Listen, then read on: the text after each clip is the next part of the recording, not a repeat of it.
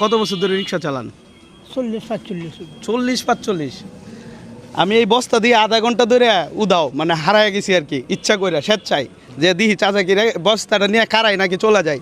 এখন রাত্রে কয়টা বাজে ভাই? কয়টা বাজে একটু ঘড়িটা চান না? কারো ঘড়ি নাই? একটু দেন তো আপনি।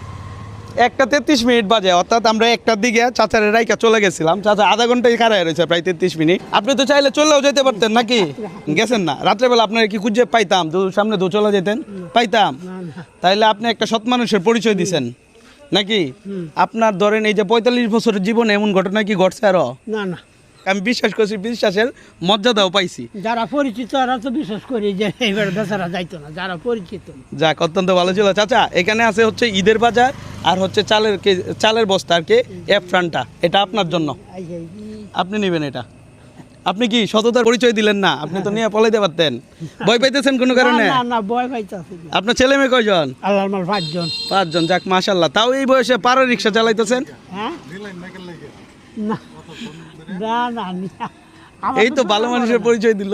আমার তো দরকার নাই, আমি তো খাইতারি। চিন্তা করেন, মন খারাপ আছে আমার প্রতি? না না, মন খারাপ না, যে দেওয়া দিচ্ছে না আমার। চাচা আসলেই সারপ্রাইজ।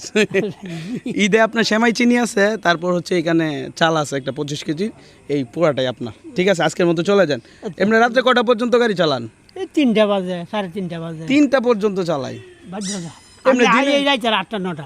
দিনের বেলা তো মনে হয় যে পাড়াটা আইনা এটা মনে হয় চলে না নাকি? চলে হচ্ছে যে ব্যাটারিটা।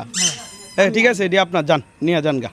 একটা ভাড়া দেওয়া দরকার না চাচা রে? ছোট করে ভাড়া লাগতো না। না, ধরেন ছোট করে একটা ভাড়া দিয়ে দিই।